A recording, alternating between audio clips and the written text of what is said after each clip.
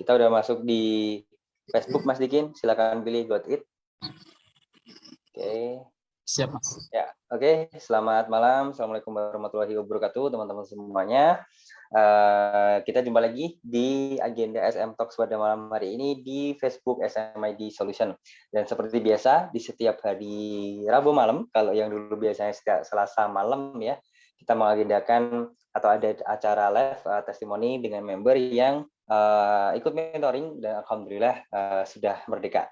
Nah, pada kesempatan malam hari ini kita juga kedatangan salah satu tamu, salah satu member SMID Solution yang luar biasa banget, yang kisahnya dalam menuju ke kemerdekaan yang didapatkan selama ini tuh sungguh-sungguh luar biasa ya teman-teman ya. Nanti semoga teman-teman bisa belajar dari beliau.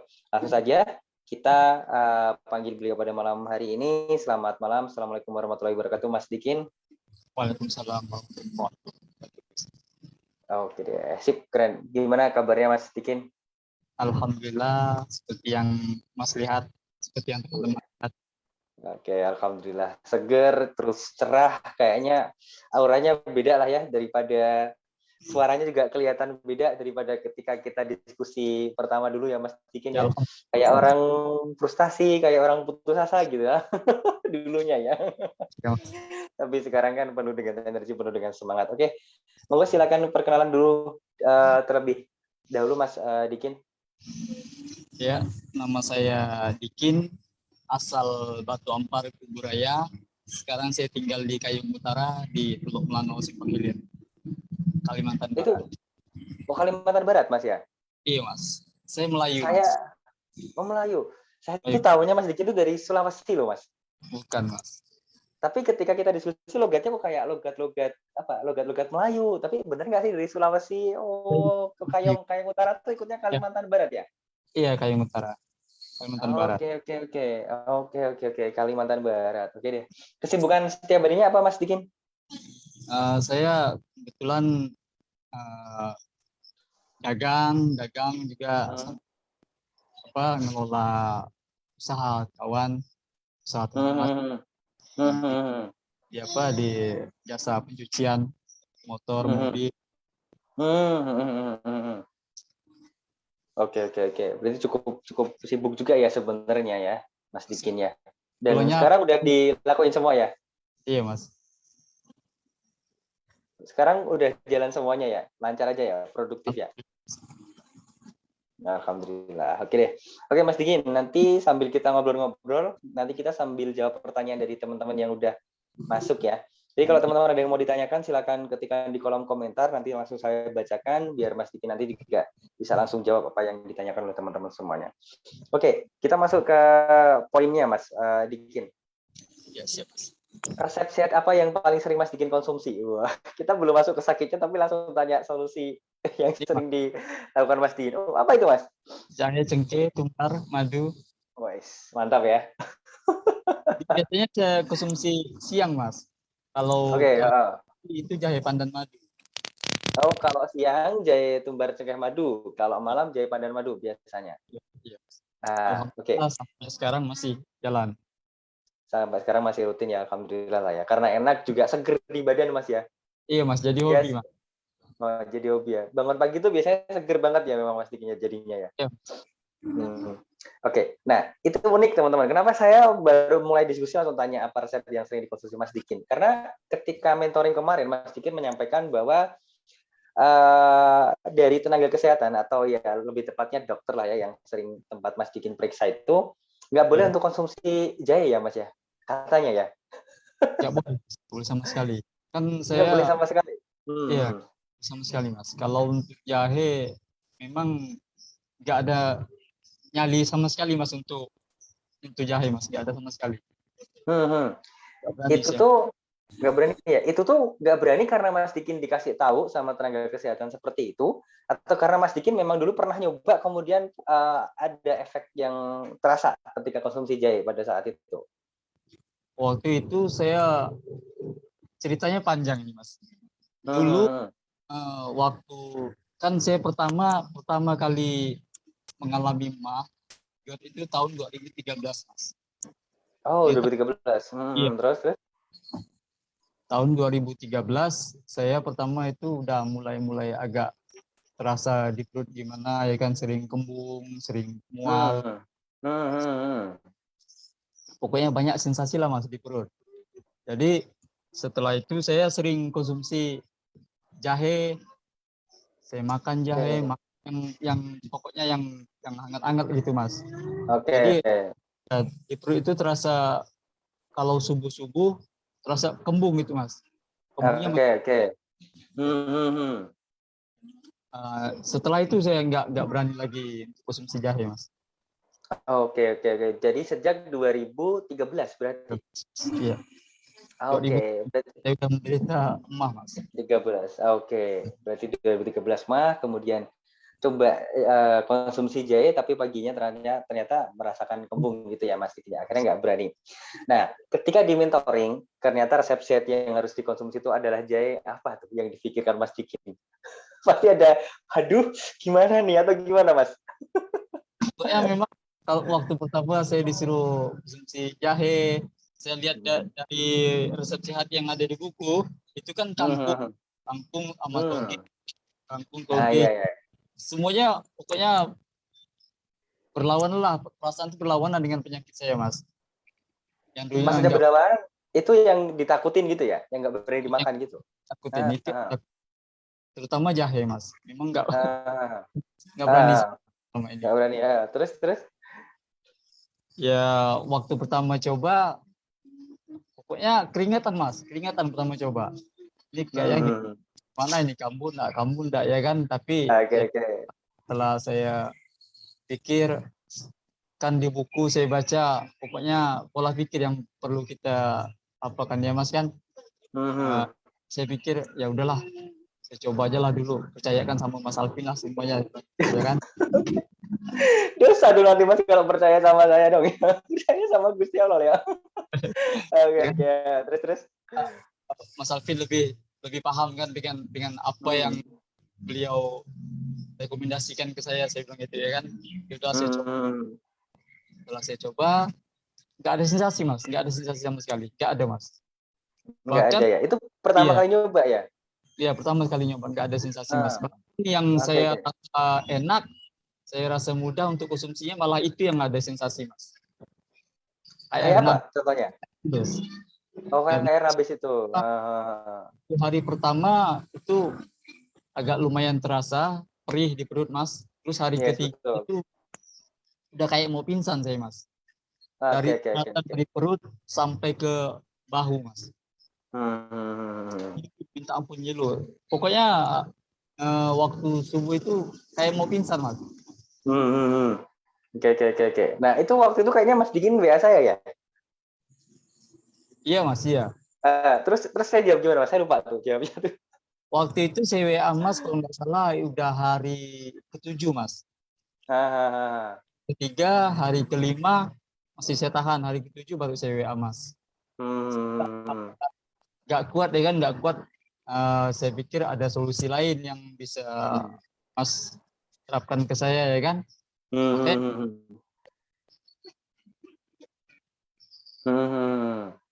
Waktu itu Mas bilang ya udah mungkin itu proses pengobatan, Mas bilang itu ya udah. Jalani ya.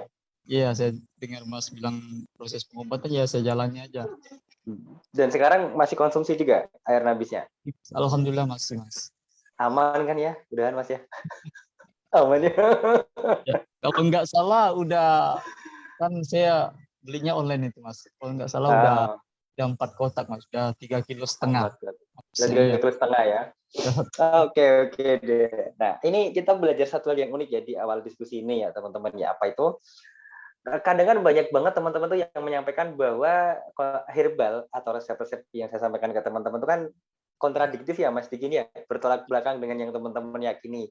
Kenapa begitu? Karena mayoritas ya kalau Mas Diki ini berdasarkan dengan pengalaman pribadi karena pernah mengalami sensasi atau efek samping dari ketika konsumsi herbal tersebut. Nah, kalau rata-rata dari teman-teman ini itu kan dapat informasi dari luar, dari si A, si B, si C, atau ketika periksa ke dokter gitu kan disampaikan bahwa ini nggak bagus karena ini gini, nggak boleh dikonsumsi gitu kan. Nah, ketika di mentoring dan teman-teman tanya, Mas ini resepnya dan saya minta teman-teman konsumsi gitu kan ya, saya sebenarnya sedang men-challenge mindset teman-teman. Itu yang penting. Saya sedang men-challenge keyakinan teman-teman sebenarnya. Nah, seberapa kuatnya keyakinan teman-teman untuk mau gitu ya melakukan resep yang kita rekomendasikan, sehingga nanti ketika teman-teman sudah terbiasa itu akan merasa enak seperti yang disampaikan oleh Mas Dikin tadi. Nah, proses pengobatan itu ya teman-teman ya sebenarnya ya ini kita sambil jujur-jujuran ya, jadi kita komparasi lah ya. Proses pengobatan yang sebenarnya dialami teman-teman itu nggak melulu tiba-tiba langsung langsung enak, itu nggak gitu. Kalau gitu biasanya kalau teman-teman konsumsi misalkan kayak madu khusus mah atau apa gitu Mas Dikin ya, minum sekali ya enak, reda gitu kan ya, enak gitu. Tapi kalau seperti yang disampaikan Mas Dikin tadi, kalau jahe tumbar cengkeh madu memang nggak ada sensasi. Cuman kemarin tadi cerita tentang nabis kurma ada sensasi terasa mual ketika paginya gitu kan ya. Nah, itu adalah sebuah proses pengobatan yang memang nanti akan dirasakan oleh teman-teman semuanya. Jadi bukan masalah ini cocok atau enggak herbalnya ini teman-teman. Permasalahannya adalah lambung teman-teman sedang membiasakan diri dengan resep-resep yang sedang teman-teman konsumsi itu, gitu. Nah, proses pengobatan yang bagus itu sebenarnya kayak gitu. Jadi nggak cuma sekedar meredakan, tapi benar-benar berproses. Awalnya mungkin sakit dikit lah, nggak enak dikit lah, ada sensasi yang mungkin nggak biasa dikit lah. Tapi 2-3 hari, habis itu 7 hari ke atas sudah aman-aman aja. Dan Mas Dikin mempraktekannya sendiri, membuktikan sendiri sampai habis 3,5 kilo ya, tadi kata Mas Dikin, aman-aman aja konsumsi air nabis. Konsumsi jahe tumbar cengkeh madu sekarang tadi ditunjukin juga masih dikonsumsi.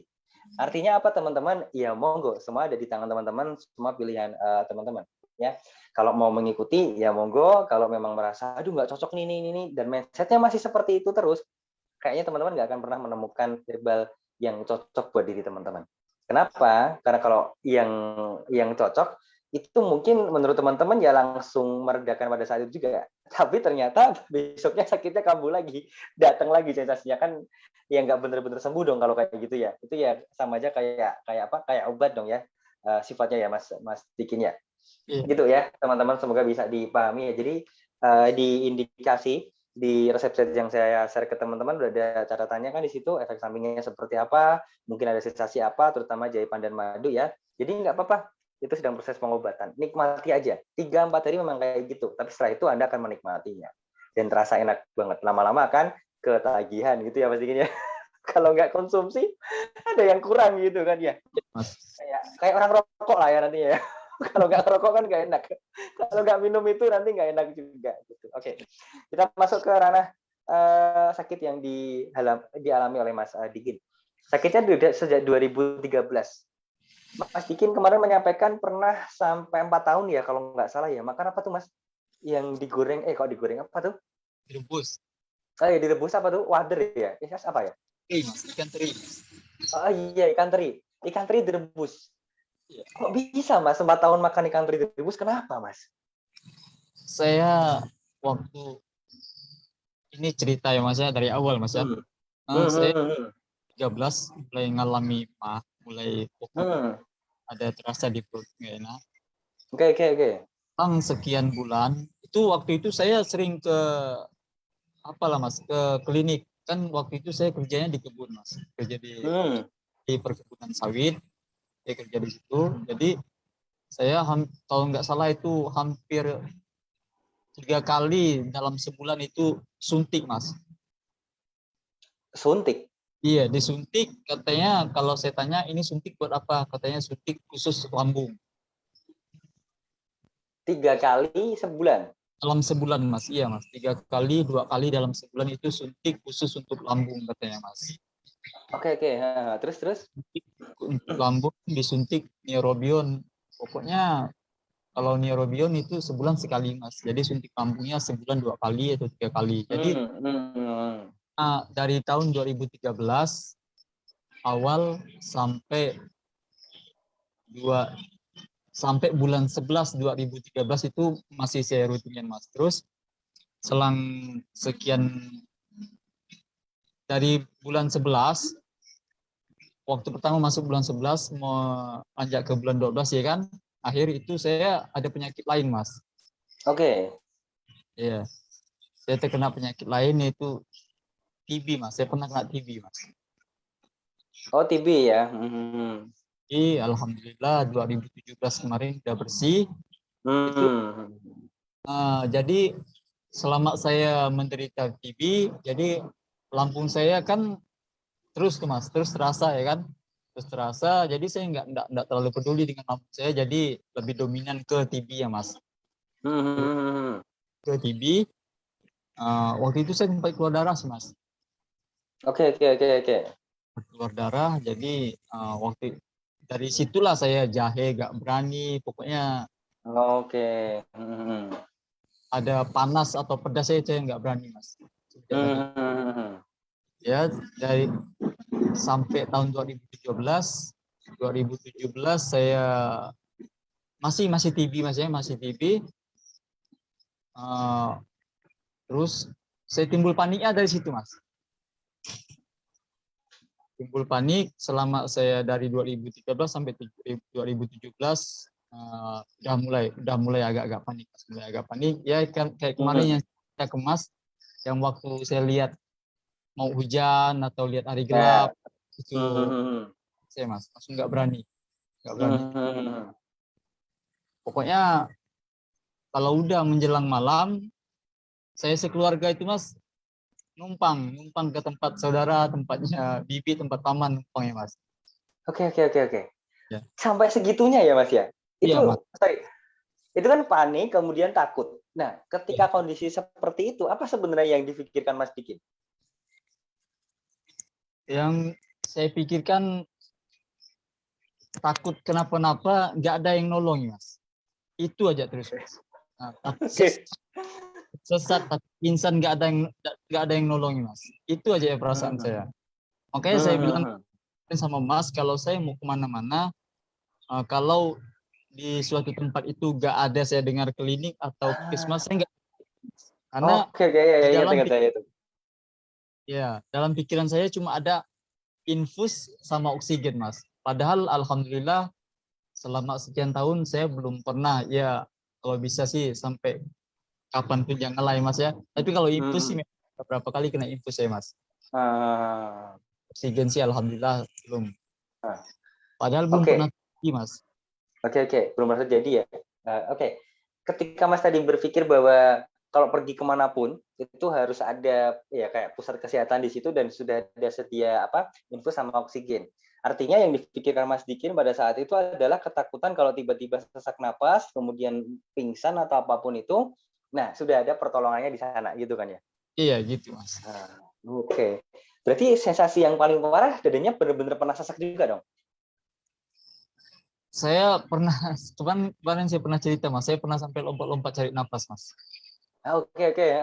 Gimana tuh ceritanya mas? Kok sampai lompat-lompat? Kemarin baru tahu tuh. Ya, itu pulang kerja mas, kalau itulah pas pulang kerja sore. Kalau pas waktu kerjanya enggak mas, waktu kerja enggak. Oke. Pas pulang kerjanya? Iya, pas pulang ke rumah udah istirahat kan. Kalau udah pikiran tuh udah kayak mana mas? Udah nggak santai, malah santainya pikiran tuh waktu kerja mas. Waktu kerja kan kita ngobrol sama siapalah ya kan. Betul. Nggak ada yang diajak ngobrol mas, selain istri sama anak ada lagi yang diajak ngobrol. Oke. Disitulah mulai terasa kalau napas agak nggak nyampe, ditarik sedikit nggak nyampe, mulai agak panik mas, tarik lagi nggak nyampe, panik, tarik lagi nggak nyampe, panik. Disitulah kalau udah 2-3 kali narik napas nggak nyampe mas, rasanya nggak nyampe di perut, itu paniknya semakin tinggi, ya sesaknya kuat mas. Oke. Terus akhirnya mas memutuskan untuk lompat-lompat buat kayak mungkin kayak memperlancar gitu ya? Nggak ada nafas mas. Oh, karena udah kayak nggak ada nafas gitu ya, rasanya? Udah nggak ada nafas. Oh gitu. Pernah sekali saya bawa kayak ruku itu mas, saking saya sampai tiba-tiba saya ruku itu, padahal udah pernah nyampe mas, cuman nggak saya jadikan pengalaman mas, padahal kan di dalam posisi kita seperti ruku itu napasnya agak lumayan lancar Mas. Tapi nggak Betul, saya jadi betul. malam. Saking paniknya saya terlupa itu Mas. Oke, oke, paham, paham. Padahal Mas Dikin pernah ya sebelum ikut mentoring itu berarti ya Iya, jauh jauh jauh banget ya. iya. Pas ruku tuh malah enak banget nafasnya gitu kan. Cuman ya karena mungkin ketutup sama panik ya, ketutup sama ketakutan yang berlebihan jadi Iya, nggak kepikiran gitu ya. iya Mas. Iya. Malah lompat-lompat dikirain ngapain gitu ya. Malah dilihat orang ya Mas ya. Itu waktu itu pas sore Mas. Tapi kalau yang malam pernah juga terjadi, punya kejadian di tengah malam itu sampai saya nyembah sampai bilang gini Mas, sampai ya Allah nafas sampai kayak gitu Mas. Itu betul-betul nggak ada nafas sama sekali Mas. Itu keringatnya udah kayak apa udah keringat sampai istri ngelap-ngelap keringatnya sampai udah basah belakang saya Mas.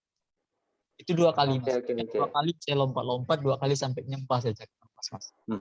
Itu keluar keringat dingin juga ya berarti ya? Keringat dingin Mas. Oke, oke, oke. Wah, saya nggak bayangin tuh kondisi yang dialami Mas Dikin pada saat itu tuh ya. Oke, ketika kondisi itu Mas Dikin udah tahu bahwa kena GERD atau belum? Udah pernah periksa ke dokter atau belum sebelumnya? Eh, udah tahu Mas. Udah tahu itu, tapi sesaknya kalau dokter bilang kalau pokoknya dokter maupun sinsei itu bilangnya memang karena asam lambung Mas. Sesak itu karena asam lambung. Bukan karena asma atau TB-nya dulu ya?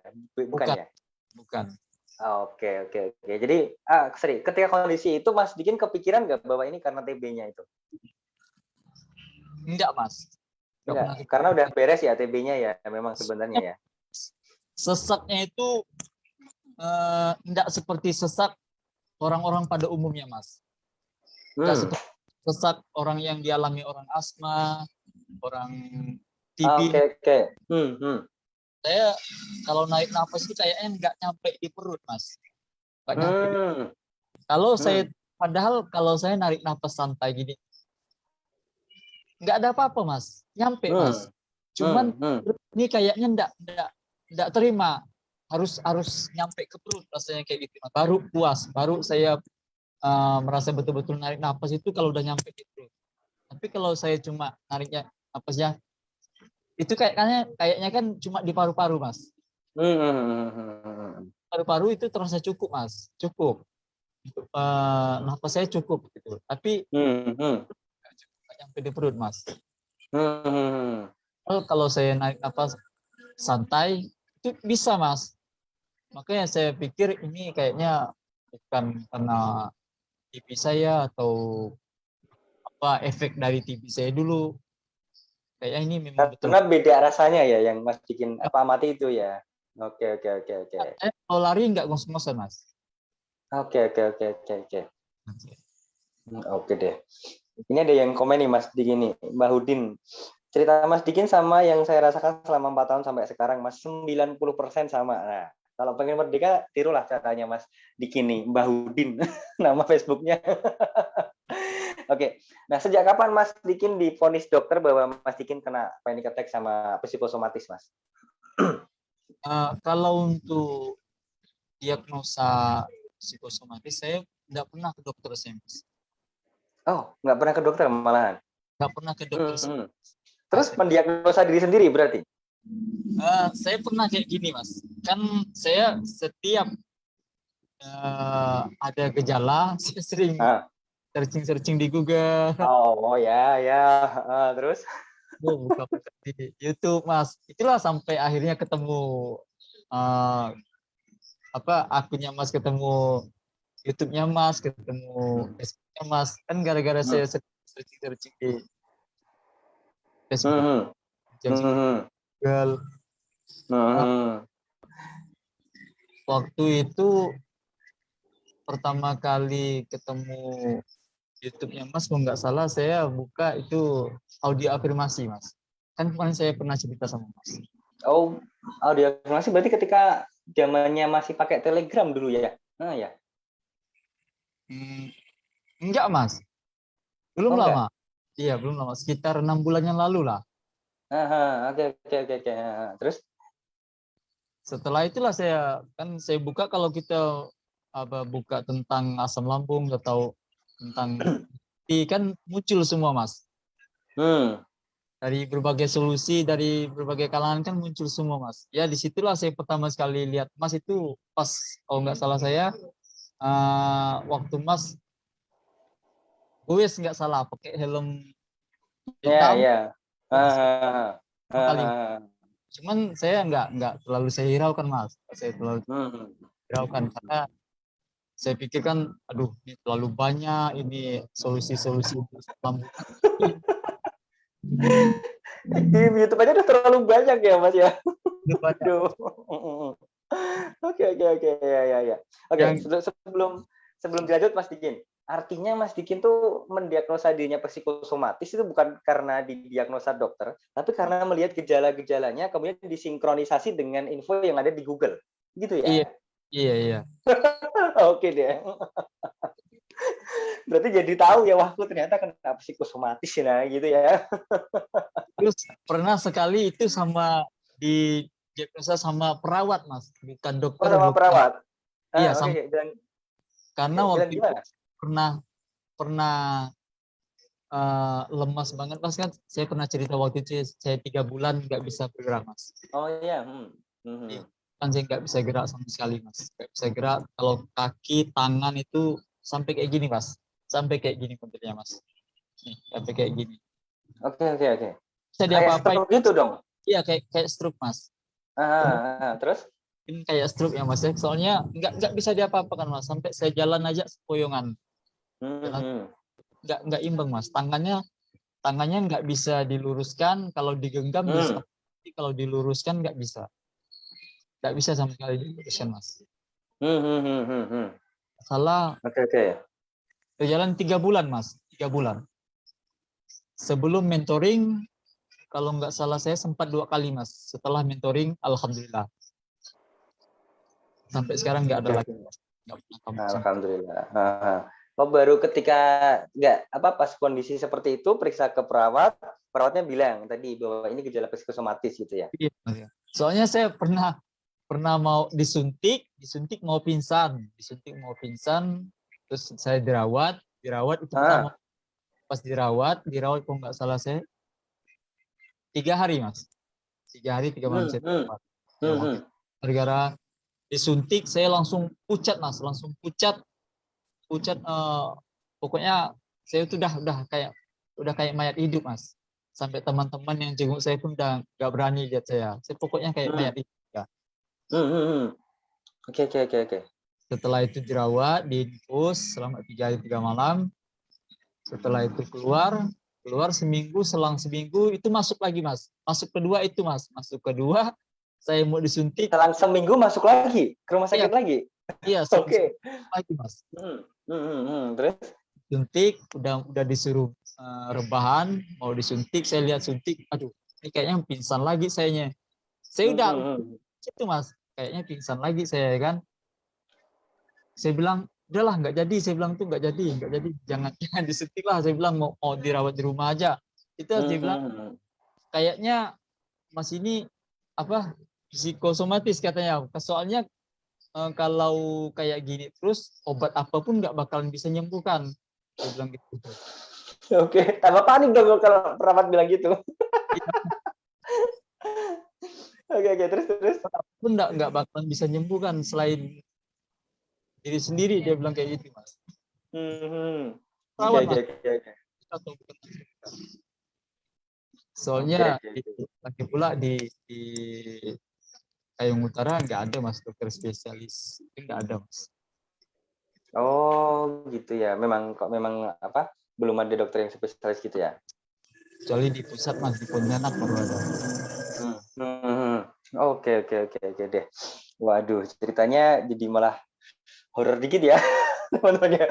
Saya tadi tuh bayangin Mas Diki dengar cerita Mas Diki sambil bayangin kondisinya loh Mas Diki baru dimasukin di rumah sakit gitu kan ya, atau di tempat yang tadi Mas Dikin sampaikan periksa gitu, terus perawatnya bilang gitu, itu nggak bayangin pas kondisi sakit, kemudian perawat bilang gitu, nggak ada obat yang bisa nyembuhin, baru kita berpikirnya datang ke situ buat nyari obat biar sembuh kan gitu Mas ya, malah orang di situ bilang ini nggak ada obatnya kan tambah pusing gitu ya.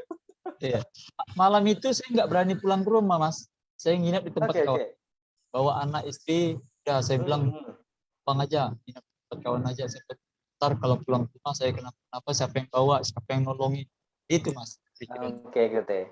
Nah, ini unik Mas Dikin dan teman-teman ya. Biasanya kejadian kayak gitu itu menjadi sebuah traumatik sendiri. Jadi kayak yang Mas Dikin cerita ya, kalau sampai sering ngungsi ke tempat temennya ya Mas ya, kalau malam gitu ya. Iya. Nah, itu artinya kalau kita runtut ya teman-teman ya, dari kejadian Mas Dikin dulu ketika sakit terus dibilangin seperti itu, muncul gejala seperti itu, terus kemudian pernah nggak pulang ke rumah karena takut kalau ada kenapa-kenapa, itu muncul traumatik yang sudah terafirmasi di pikiran bawah sadar kita. Hingga akhirnya kita pun ada di rumah pun merasa kalau sendirian itu merasa nggak enak, nggak nyaman gitu kan ya. Kenapa? Takutnya kalau kenapa-kenapa, kalau nanti gini, siapa yang nolongin? Misalkan istri kerja, cuman anaknya di rumah, anaknya mungkin masih kecil, secara logika dia nggak bisa bopong kita atau gimana gitu kan ya. Nah, akhirnya muncullah ketakutan-ketakutan yang jadi yang disebut dengan trauma itu. Biasanya kayak gitu polanya, teman-teman. Nah, Mas Dikin kemarin berhasil untuk menyelesaikan itu. Nanti kita gali juga terkait dengan hal tersebut ya, teman-teman ya. Cuman sebelum masuk ke ranah itu, solusi-solusi yang ditempuh Mas Dikin, terutama ketika mentoring, sudah nyoba obat dan berobat kemana aja, Mas? Dan apa saja? Kayaknya banyak banget kan kemarin kan ya ceritanya tuh. Tapi kalau untuk kecemasan lebih saya enggak pernah untuk berobat Mas. Soalnya saya pikir kayaknya, soalnya saya enggak kepikir penyakit ini penyakitnya medis Mas. Saya malahan berpikir Oke, ya penyakitnya non medis Mas. Soalnya non medis. kalau saya makan obat apa yang bisa ngobatin pikiran gitu Mas. Soalnya Oh jadi, sorry. Mas Dikin pernah berpikir obat apa yang bisa ngobatin yang ada di pikiran gitu ya? ya iya Mas, itu Mas. Betul juga sih memang. Ya, memang betul itu Mas, obat apa yang bisa ngobatin pikiran? Ya nggak ada. Apa yang bisa ngobatin pikiran Mas? Saya Oke, pikir oke, oke. Terus. kemanapun saya pergi nggak bakalan ketemu obatnya. Terus setelah kayak gitu saya berpikirnya cuma rukia Mas, itu aja. Pernah di rukia kali itu nggak ada respon sama sekali Mas, nggak ada respon sama sekali. Orang bilang kan kalau kita di rukia itu pasti ada terasa gimana, terasa enak atau bahkan sampai muntah Mas. Tapi saya nggak ada sama sekali Mas, nggak ada sama sekali. Di rukia nggak ada respon sama sekali saya. Ya sama sekali. Ya udah, saya nggak berpikir untuk berobat lagi Mas. Soalnya pikiran pakai apa obatin pikiran. Tapi kalau untuk mas saya kalau obat-obatan dari obatan botol sampai kapsul sampai apa pun udah sama, sampai madu, dari madu A sampai madu Z udah pernah saya coba Mas. Dan gimana rasanya Mas? Ya enak pas pada saat dikonsumsi aja gitu ya? Iya Mas. Ke Shinsei itu saya sempat dilarang makan apapun Mas. Cuma nasi sama putih telur yang boleh saya makan Mas. Oke. Terus. Dan Mas lakukan juga? Iya saya lakukan Mas. Kalau nggak salah saya itu selama 1 bulan.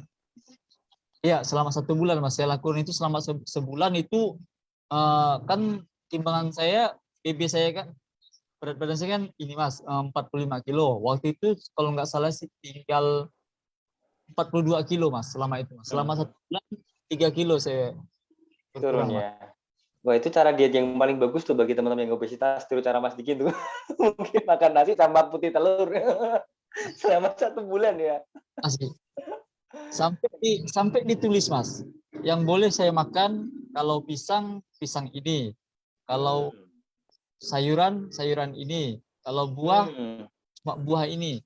Kalau buah saya itu nggak ada yang bisa Mas sebenarnya Mas. Nah, soalnya apel aja katanya asam. Ada rasa asamnya, jadi nggak bisa Mas, nggak cocok untuk asam lambung, nggak cocok. Itu obatnya itu Mas, 1 bungkus isinya kalau nggak salah 28 kapsul 250.000. 28 kapsul, Ya, 250.000.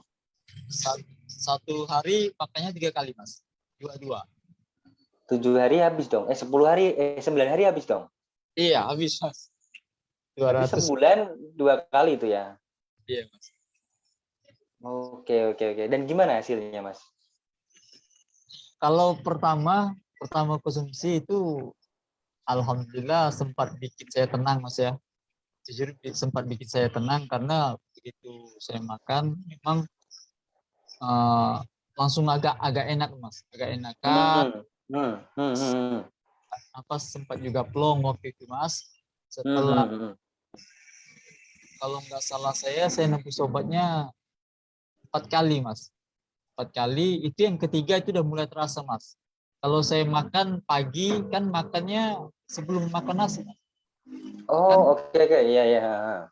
terus kan terasa pedas, Mas. Nggak pedas. Terus lama-lama di perut bagian atas mulai terasa agak gimana gitu, Mas. Terasa. Situlah saya hentikan, Mas. Oke. Artinya sudah konsumsi banyak pun belum dapat progres yang ya ada progres yang signifikan, cuman ya kok balik lagi kayak yang dulu ketika sebelum berobat gitu, Mas ya. Iya. Oke deh. Berarti tadi apa? Tadi ya Mas Diki nyebut merek sendiri, terus apa Rukiah juga udah madu dari tipe A sampai Z sudah dikonsumsi semuanya. Kalau Mbak Dokter rutin dikonsumsi juga nggak pada waktu itu, Mas? Iya, rutin, Mas, rutin. Karena terakhir kemarin setelah dari, kalau nggak setelah dari Sinse, saya sempat ke Mantri, Mas ya. Mantri itu kalau nggak salah saya 1,5 bulan. 1,5 bulan katanya penyakit kamu bisa sembuh, katanya. Dan kamu mau rutin berobat selama 6 bulan, katanya, Mas.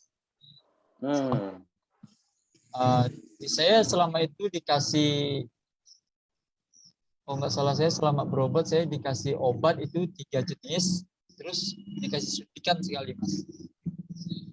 3 jenis suntikan sekali. Oke. Selama 1 minggu itu, kalau nggak salah saya disuntik sebulan sekali suntiknya, sebulan sekali suntik. Kalau obatnya itu seminggu sekali, Mas. Obatnya seminggu sekali ya? Seminggu sekali. Oke. Dan sekali datang. Oke. Karena selama 1,5 bulan, Mas. 1,5 bulan nggak ada perubahan ya, saya hentikan, Mas. Saya hentikan. Berhenti dari obat tersebut. Dan itu kayaknya Mas ketika awal ikut mentoring pun masih konsumsi obat itu ya, kalau nggak salah pada waktu itu ya? Enggak, Mas, enggak. Udah enggak ya? Udah enggak. Saya sebelum ikut mentoring udah enggak ada nyentuh obat lagi, Mas. Kenapa, Mas? Apa yang Mas pikirkan pada itu kemudian memutuskan enggak konsumsi obat lagi gitu? Putus asa, Mas. Putus asa, oke deh. Kayaknya udah. Oke deh. Oke. Mas, obat untuk yang bisa untuk menyembuhkan penyakit saya, Mas. Soalnya saya juga sering ngeluh ke istri, saya kayaknya udah. Sampai saya pernah bilang kalau saya udah enggak mampu itu, Mas. Kalau udah datang sensasi, saya bilang udah enggak mampu saya hidup, Mas. Terutama sesak ya, Mas. Kayak nggak mampu ngomong saya, Mas. Oke. Karena saya nggak pernah ngerasain, jadi saya nggak tahu rasanya, Mas Dikinnya. Jadi bayangin aja udah, oh iya, oke deh. Nah, maka teman-teman yang sensasinya tidak separah Mas Dikin ya, jadi mulai sekarang yuk mulai berpikir lebih jernih lagi ya teman-teman ya. Kalau Anda berpikir hanya sekedar konsumsi obat atau herbal tertentu dan kemudian bisa sembuh dan akhirnya benar-benar sembuh dalam artian nggak balik lagi sensasinya, it's okay. Berarti itu benar-benar bekerja. Bagus banget, alhamdulillah gitu kan ya. Tapi kalau Anda sudah konsumsi itu rutin, bahkan lebih dari 3 bulan, ya indikasi saya itu adalah 3 bulan biasanya, artinya Anda harus segera stop untuk melakukan hal tersebut. Stop untuk konsumsi itu. Cari cara lain. Kenapa? Ya artinya nggak ada progres sama sekali dong. Ya apa bedanya sama obat? Ya herbal sama aja, cuma bentuknya herbal, satunya obat bentuknya mungkin dari bahan apa namanya kimia. Bedanya apa? Bedanya cuma bentuknya aja. Tapi secara fungsinya sama, hanya ngeredain aja, nggak bener-bener bikin sembuh. Ingat ya, reda sama sembuh tuh beda loh teman-teman. Kalau reda tuh ya cuma sebentar, besoknya datang lagi, balik lagi, kan kayak gitu. Nah kalau sembuh ya bener-bener Anda nggak akan ngerasain sensasi itu dalam apa namanya jangka waktu yang kayak yang reda tadi. Misalkan sekarang, besoknya ngerasain lagi, lusa ngerasain lagi, nggak gitu. Mungkin nggak sepenuhnya hilang, ya tapi berproses apa namanya nggak terasa banget seperti sebelum-sebelumnya. Nah itu yang saya sampaikan ketika teman-teman ikut mentoring. Biasanya kan di hari ke-23 ya Mas Dikin ya, saya minta teman-teman kirim progresnya sejauh mana, rasanya seperti apa, nah kayak gitu. Nah di mentoring pun saya biasanya sih sampaikan ke teman-teman ya progresnya seperti apa kalau hari ke-11, kemudian hari ke-22 progresnya seperti apa gitu. Karena di mentoring ini yang jadi poin penting yang ingin saya sampaikan ke teman-teman adalah biasanya 11 hari itu sudah banyak banget progresnya. Biasanya kayak gitu. Kenapa ratusan orang yang ikut mentoring polanya kayak gitu, teman-teman. Jadi saya paham banget. Nah, kalau Anda ikut mentoring misalkan 11 hari kok progresnya belum signifikan. Nah, saya akan tanya balik. Selama 11 hari, Anda sudah ngelakuin semua yang kita sampaikan di video mentoring belum? Jadi hari pertama harus ngapain, hari kedua, hari ketiga, 4, 5, 6, 7, 8, 11, 10. Sudah semua Anda lakukan belum dengan sungguh-sungguh? Kemungkinan besar kalau hari ke-11 Anda belum dapat hasil yang signifikan, artinya selama 11 hari itu tindakan-tindakan yang harus Anda lakukan itu belum dilakukan dengan sungguh-sungguh. Biasanya kayak gitu, teman-teman. Ya maka lakuin lagi di hari-hari yang apa namanya selanjutnya gitu. Tidak dapat progres yang signifikan. Kuncinya cuma itu kok. Nggak ada yang lain. Apakah saya kasih mantra khusus Mas Dikin? Enggak ya. Nggak ada simsalabim apa gitu, nggak ada. Saya nggak punya itu sih. Bukan nggak ada, tapi kayaknya saya nggak punya, makanya ya nggak ada.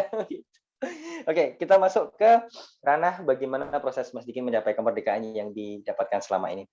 Oke, tantangan terbesar apa yang kemarin Mas Dikin berhasil lewati? Challenge kan biasanya saya challenge tuh. Ini ya teman-teman lewatin ini kalau apa ingin menunjukkan ke diri Anda sendiri bahwa ini aku ternyata udah merdeka gitu. Apa kemarin yang sudah dilewatin Mas? Makanan mungkin atau bepergian atau ketakutan apa gitu? Kalau untuk saya coba kemarin bepergian Mas. Soalnya Bepergian. ya bepergian. Sebelum mentoring itu saya pernah, kan saya dagang juga Mas. Dagangnya Hmm. ke pantai, tempat wisata ya kan. Dari rumah tuh Oke. sekitar 45 menitan Mas kalau pakai motor. Hmm. Soalnya saya kalau yang lain sih kalau pakai motornya lebih cepat Mas dari saya. Kalau saya kan Hmm. Betul, betul. Dan di pantai nggak ada oksigen sama infus ya Mas ya? Oke, oke, lanjut, lanjut, lanjut. waktu itu saya pernah pergi kan bareng istri sama anak, kan memang udah tahu Mas, memang udah tahu ceritanya. Pokoknya istri itu selama ini kalau saya jauh-jauh pasti ditemani Mas. Oke, oke. Waktu saat itu saya pernah temani istri sama anak, pas lagi asik-asiknya jualan, terus anak mau ngajak ke ini Mas, mau ngajak ke pantai, mau ngajak ke air ya kan, mau berenang. Pas saya bilang mau kemana? Mau ke pantai dulu, mau temannya anak-anak katanya Mas kan. Waktu itu saya oke-oke aja Mas, oke-oke aja ya kan. Ya setelah silakan pergi, saya bilang. Pergi, selang sekitar 10 menit, saya lihat kok nggak ada pulang, saya bilang gitu kan. Udah langsung timbul Mas, langsung timbul perasaan. Oke, oke. Napas agak mulai pendek, napas saya tarik, nggak nyampe, mulai agak panik. Mulai agak panik, saya lihat nggak ada, semakin parah Mas, semakin parah paniknya. Terus saya bilang gimana nih kalau pingsan siapa yang nolongin, padahal orang lain ramai Mas, ramai padahal nggak ada ya orang yang dikenal. Jadi itu aku pikir siapa yang nolongin kalau saya tumbang, kalau saya pingsan kalau saya sesak siapa yang nolongin. Ujungnya saya minta tolong sama nggak tahu istri siapa, nggak tahu saya Mas. Mbak, saya bilang tolong teleponkan istri saya bilang gitu kan. Telepon Mas, lagi telepon itu saya luar biasa tuh Mas, ditolong sama orang, dia lagi nelpon, saya luar biasa, napasnya udah kayak apa Mas? Pandangan saya Mas, pandangan buram, udah banyak, pokoknya udah basah baju keringatan Mas. Gemetar, sesak, panik, pokoknya lengkap Mas di situ. Udah terasa parah, pokoknya udah tinggi banget, rasa sesaknya, rasa paniknya. Tiba-tiba istri nongol Mas. Begitu lihat istri, lihat wajah istri itu langsung kayak disiram air Mas. Pokoknya perasaan yang saya rasakan tadi itu hilang total Mas. Hilang total. Ada lagi perasaan takut Mas, nggak ada lagi Mas. Setelah ada orang kenal gitu Mas. Walaupun bukan ini, tapi kalau ada orang yang kenal dan bisa paham apa yang saya sampaikan, rasain gitu ya. Dia yang bisa ngerti, saya agak tenang Mas. Setelah dari itu udah selesai ya kan, udah tenang Mas kan, udah tenang ya udah pulang ke rumah, pulang minggu depannya saya mau coba lagi. Mau coba sendiri sampai di jalan motor saya agak macet Mas, Itu betul-betul nggak ada orang lain Mas, nggak ada orang, soalnya posisi sendiri, orang dikenal nggak ada, orang lain pun nggak ada Mas. Termacet itu langsung keringat Mas, keringat di jalan, keringat, panik, cemas di jalan. Setelah balik rumah, belum nyampe rumah udah rumah kan, saya lihat rumah itu udah mulai tenang lagi Mas. Nggak ada lagi sensasi.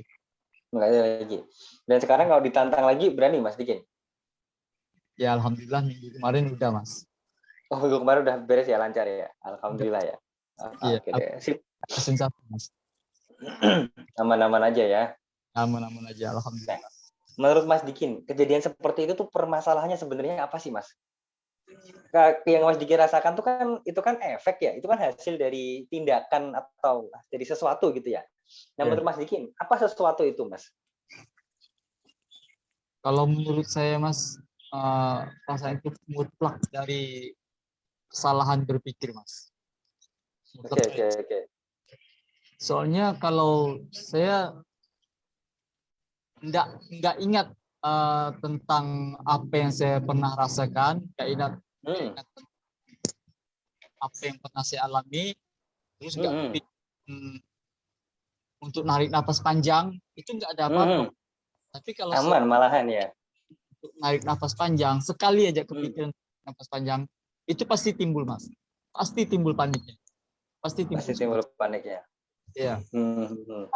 Pengalaman saya, walaupun saya lagi drop Mas ya, kalau saya ngobrol sama orang lain, ngobrol sama siapapun, itu kalau saya kan nggak, posisinya nggak ingat penyakit Mas. Itu kayak betul Mas. Lihat aja. Kalau nggak ada kepikiran apapun, nggak kayak sehat-sehat aja Mas. Padahal posisi saya lagi drop itu Mas. Yes, betul. Sering saya alami kayak gitu Mas. Yes, betul. Memang ini mutlak gara-gara pola pikir Mas. Pola pikir. Sebenarnya kalau menurut saya sih lebih tepatnya tuh kurang tepat fokusnya Mas. Gitu. Jadi kenapa teman-teman sering banget menyampaikan ya, kalau tiba-tiba dibuat kerja, dibuat produktif, dibuat ngapain itu tiba-tiba sensasi hilang aja. Dibuat senyum 37 terus kemudian mikirin yang lainnya, itu sensasi tiba-tiba hilang aja. Kenapa? Seperti yang Mas Dikin bilang tadi, sama persis kayak gitu. Kerja tubuh kita, otak kita terutama gitu kan, dengan semua yang ada di dalam tubuh kita ini, itu bekerja berdasarkan apa yang kita fokuskan teman-teman. Jadi kalau teman-teman fokusnya itu adalah, waduh nanti kalau aku gini gimana ya, nanti kalau aku sesak gimana, kalau aku pingsan gimana, kalau aku gini gimana, itu nanti yang akan kejadian. Kalau Anda fokusnya ke situ teman-teman, seperti yang Mas Dikin sampaikan barusan ini tadi.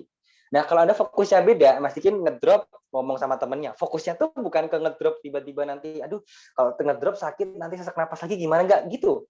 Fokusnya yang diajak ngobrol temennya ini, temennya ngomong apa, kita fokusnya ke pembicaraan tersebut. Kan gitu. Sama ketika Mas Dikin di jalan ngelakuin sendiri gitu kan, merilis traumanya yang Mas Dikin alami tadi gitu kan, fokusnya bukan nanti kok sesak gimana ya, kalau ini gimana ya, bukan itu. Tapi ya udah, pengen jalan-jalan, pengen kerja, pengen bahagiain anak lah atau apapun itu, akhirnya nggak ada sensasi teman-teman. Nah, itulah yang saya tulis di buku saya bagian tentang self talk ya, Mas Dikin ya. Bagaimana pentingnya kita untuk mengelola, mengontrol lagi self talk kita. Karena setiap kejadian yang dialami oleh teman-teman, terutama kalau teman-teman sudah panic attack lah atau cemas berlebihan. Cemas berlebihan itu bukan datang tiba-tiba loh, teman-teman ya. Tapi karena ada kekuatan pikiran yang Anda afirmasi dan itu negatif, yang mungkin belum kejadian, biasanya arahnya overthinking sih ya, dan akhirnya itu membuat respon di tubuh teman-teman jadi nggak bagus. Ya responnya macam-macam, ada yang sesek lah, ada yang keringetan, ada yang sampai pingsan lah atau apapun itu. Nah itu datang dari cara berpikir teman-teman. Maka itu semua bisa langsung diputus pada saat itu juga, cara berpikir yang negatif itu, jika teman-teman memasang wajah yang bahagia. Maka kenapa saya sebut dengan terapinya itu senyum 37. Anda tiba-tiba berpikir negatif di sini, aduh nanti kalau pingsan gimana ya, kalau gini gimana gitu kan, pasti kan kayak gitu kan, yang negatif-negatif muncul semuanya. Anda langsung senyum, tek gini, oh enggak deh, nah, nanti akan berubah semua apa yang ada di pikiran teman-teman. Itu pasti kayak gitu. Memang pikiran tidak bisa membohongi raut wajah. Memang betul gitu ya. Tapi raut wajah Anda itu akan mengolah apa yang muncul di pikiran Anda, teman-teman. Kata-katanya. Sorry, teman-teman. Dan pasti itu biasanya positif. Nah, maka treatment senyum 37 ini adalah treatment yang paling powerful untuk merilis trauma teman-teman semuanya. Nah, kalau yang disampaikan Mas Dikin tadi itu sebenarnya lebih condong ke kondisi trauma ya, yang pasti ya Mas Dikin ya, karena dulu pernah mengalami.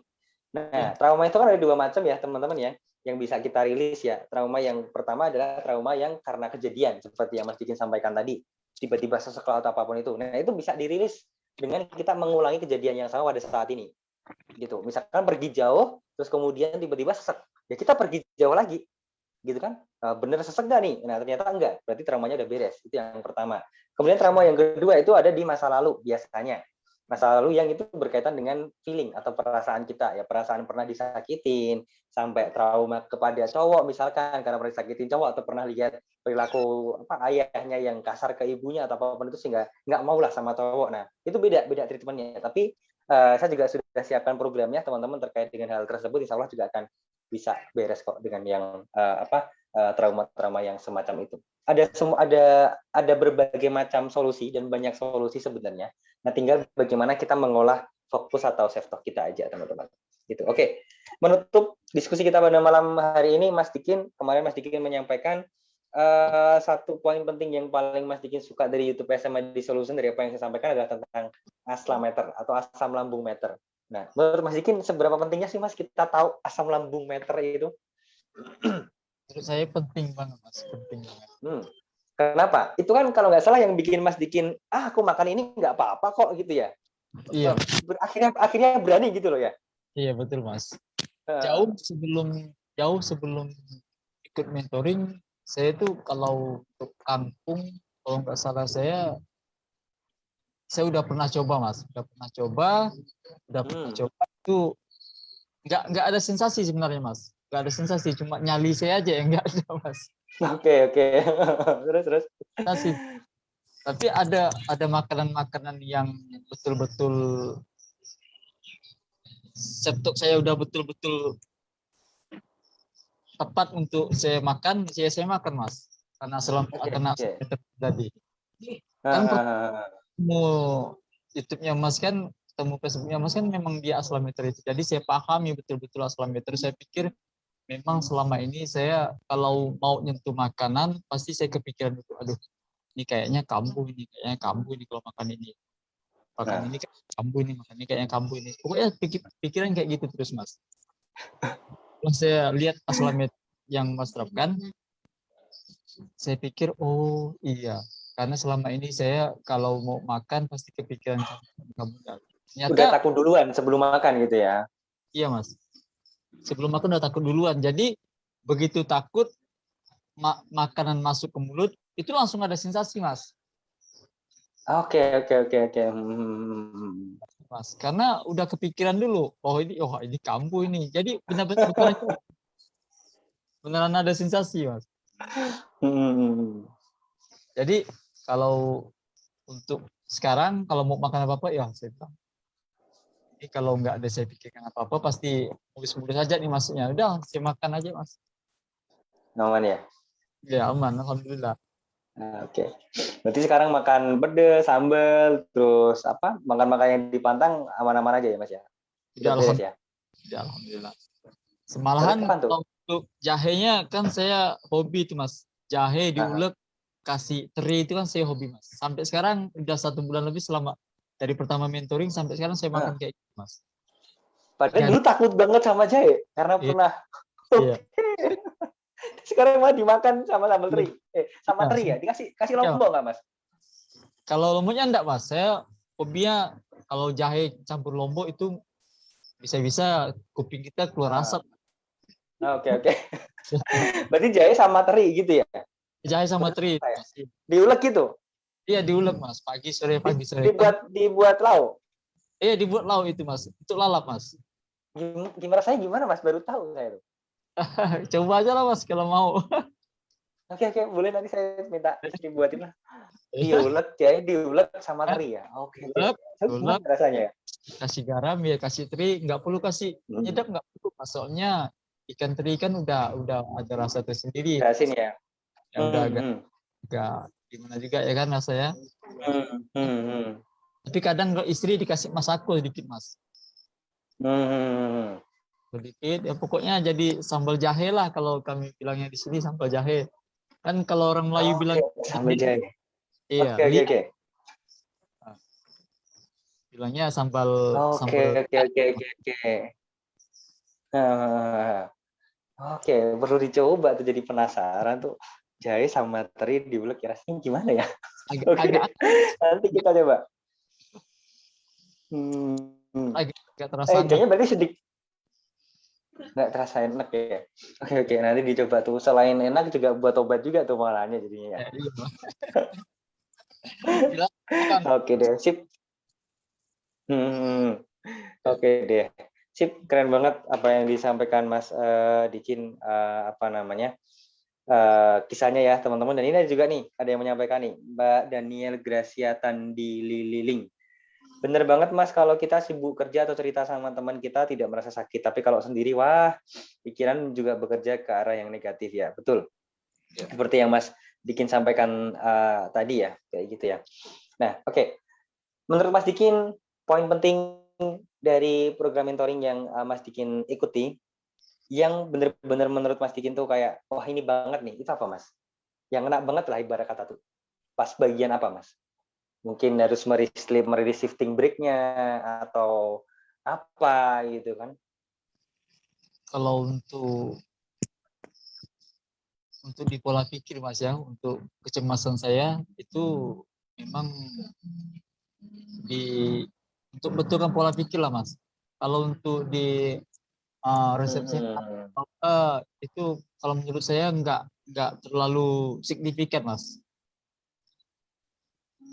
Bukan nggak ada khasiat Mas ya kalau untuk Hmm. itu pasti ada khasiat tersendiri ya Mas kan. Tapi Betul kalau betul. saya merubah pola pikir Mas itu sangat penting sekali Mas. Makanya saya bilang kemarin waktu di Hmm. kelas apa yang Mas terapkan di hari 11 itu sangat-sangat apa bikin saya gimana lah Mas di hari ke-11 itu. Pokoknya sangat terpukul Oke. sekali dengan apa yang ada yang di hari ke-11 Mas. Hmm. Saya merasa di Karena kan perubahan di hari ke-11 itu Mas. Pokoknya perubahan saya drastis setelah hari ke-11 Mas. masuk ke hari ke-11 ke atas ya berarti ya. Iya, iya Mas. Alhamdulillah mulai Hmm. dari hari ke-11 sudah mulai Alhamdulillah. ada perubahan yang signifikan Mas. Alhamdulillah sampai sekarang. Alhamdulillah. Nah, ini teman-teman jadi penasaran nih, ngapain sih sebenarnya di hari 11 gitu kan artinya. Kok kayaknya ada sesuatu banget gitu kan. Cerita Ya. Mas Diki ini hampir sama kayak ceritanya Mbak Apong dulu teman-teman setelah hari ke-11 ya, sama. Progresnya Mbak Apong tuh cepet banget. Hari ke-11 diskusi, hari ke berapa tuh? 15 atau 16 ya udah mulai wah cepet banget progresnya. Udah puasa juga. Karena kan sebelumnya kan apa ada makronis ya, tapi malah ditantang untuk puasa dan aman-aman aja. Kenapa bisa gitu? Sebenarnya bukan apa-apa sih teman-teman ya. kalau Anda punya motivasi yang kuat, kalau Anda punya keinginan yang kuat dari dalam diri Anda sendiri, dan Anda udah nggak menyalahkan sesuatu yang ada di luar Anda lagi gitu kan ya. Ya herbalnya ini salah, penjual herbalnya salah, si A yang bikin aku sakit salah, keluargaku nggak peduli sama aku salah, istriku, suamiku, aku sakit malah dimarah-marahin atau apapun itu salah. Udah nggak berpikir gitu lagi, misal jadi akan cepat progresnya teman-teman. Tapi kalau Anda masih berpikir seperti itu dan masih nyala-nyalakan sesuatu yang ada di dalam di luar diri Anda, gitu kan ya. Nah, itu yang nanti bikin progresnya nggak cepat teman-teman.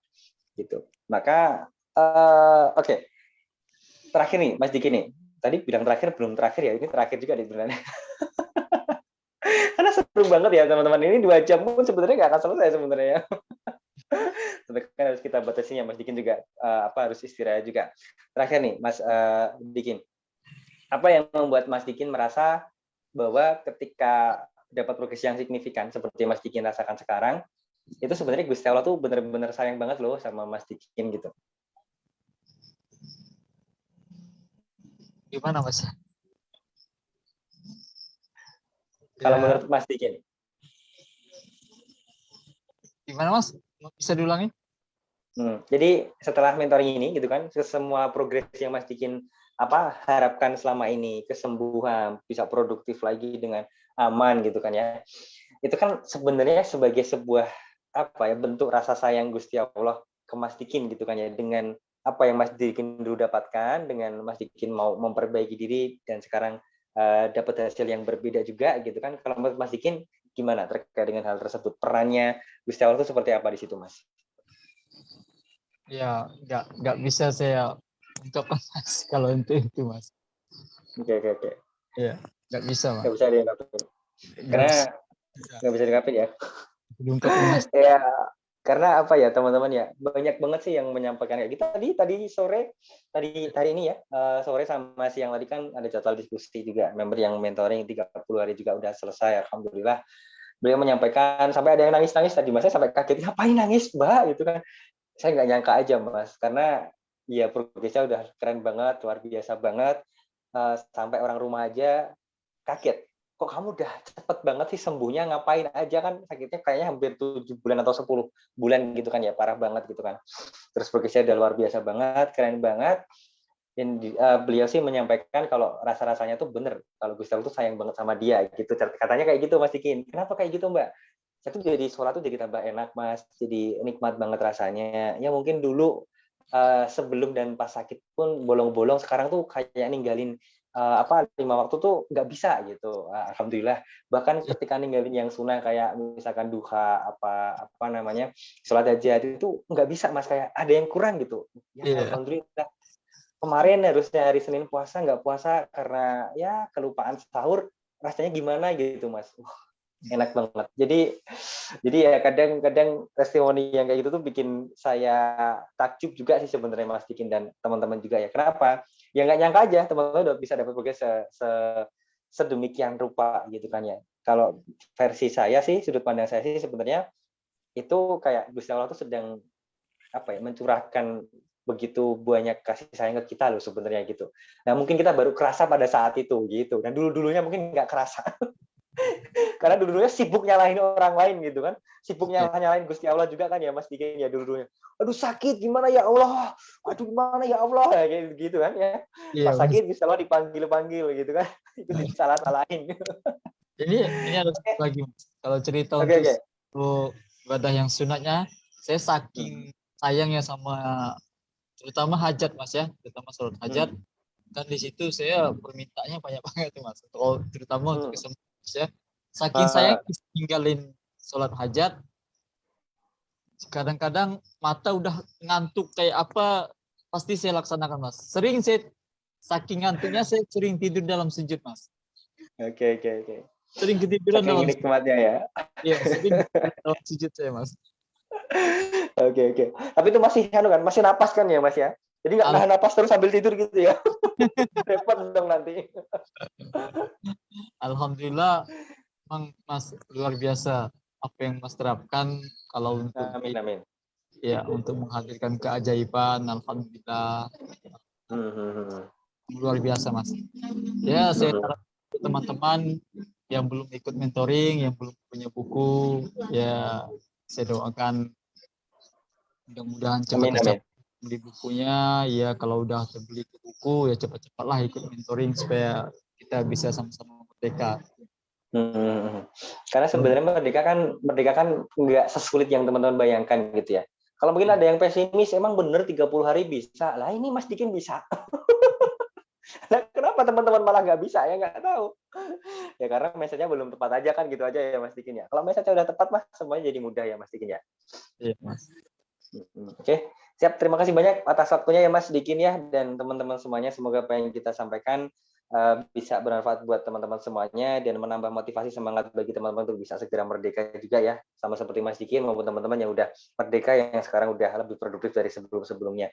Apabila pada diskusi kita malam hari ini ada salah-salah kata, mohon maaf yang sebesar-besarnya ya teman-teman. Kita jumpa lagi di SM Talks yang berikutnya, insya Allah hari Jumat malam besok kita akan diskusi lagi ke teman-teman semuanya. Salam sehat dan berlimpah selalu. Wassalamualaikum warahmatullahi wabarakatuh. Waalaikumsalam.